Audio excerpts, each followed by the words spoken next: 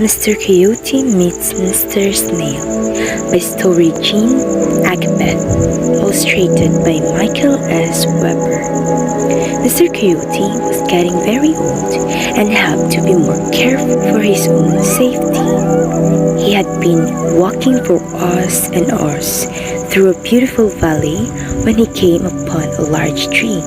Mr. Coyote was very tired and wanted to rest, but he also needed to be safe. He kindly asked the tree, "Please open up so I can rest safely in your care." The tree opened up so that Mr. Coyote could go inside to rest. Then it closed to keep him safe. Mr. Coyote slept for hours.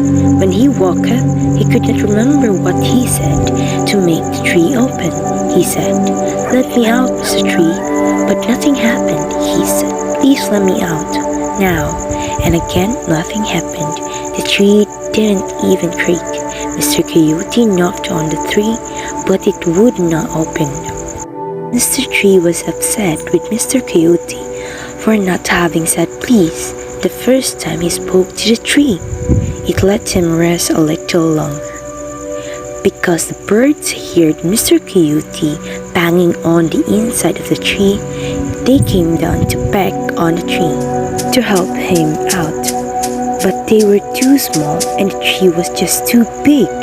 Finally, Mr. Woodpecker came down and pecked a hole in the tree, although it was a very small hole. Caused Mr. Woodpecker to get a bent beak. This meant he couldn't peck on the tree anymore. Mr. Coyote put one hand out the hole, but he could not fit through. He then tried his leg, but still he could not fit through. He had to come up with a way to escape, since Mr. Woodpecker's beak was now bent.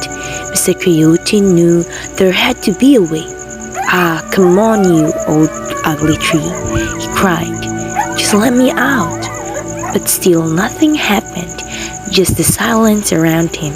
Mr. Coyote decided to take off his arms one at a time and put them through a small hole. He then put his legs through one at a time by taking them off. He put his body through by taking it off. This was working out fine. "I'll show you, Mr. Tree. You can't keep me in here," he thought. Next, Mr. Coyote tried to put his head through the hole, but it was too big. His ears were in the way, so he took off his ears and put them through the hole. He again tried his head, but his eyes were too big. Mr. Coyote took his eyes off and put them through the hole. Mr. Raven saw the eyes and flew down to take them. Then Mr. Raven flew back up high in the tree with Mr. Coyote's eyes. They were such beautiful eyes, blue like the sky, and would be the treasure to put in his hiding spot. Mr. Coyote finally put his head through the hole. He then put himself back together. One piece at a time, he became a whole coyote again. But after he put his head on, he could not find his eyes. He was feeling all over. His ears were listening to hear him touch his eyes, but not a sound could be heard from his eyes. His fingers were being careful while feeling around, but still no eyes were found. Mr. Coyote knew he could not let the animals know he was blind. He felt his way to a wild rose bush. He then put 2 rose petals in for his eyes. This would cover the blindness for a little while, but he would have to keep looking for his eyes. Surely they were close by. Along came Mr. Snail, who saw Mr. Coyote with the rose petals in his eyes. He asked Mr. Coyote, "Why do you have those rose petals in your eyes?" Mr. Coyote said, "Because they are very beautiful. They have lovely colors. You can try them if you want, and I will hold your eyes."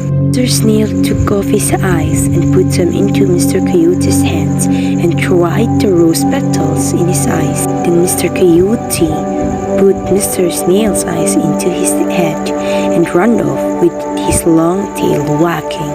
To this day, Mr. Snail is crawling with his head down, looking for his eyes, and all coyotes have brown eyes instead of blue. This is because Mr. Coyote was naughty when he took Mr. Snail's eyes, and Mr. Raven still has those beautiful blue eyes in his secret hiding place. But he cannot return them because the secret hiding place was so secret not even Mr. Raven can find it. That's the end of the story.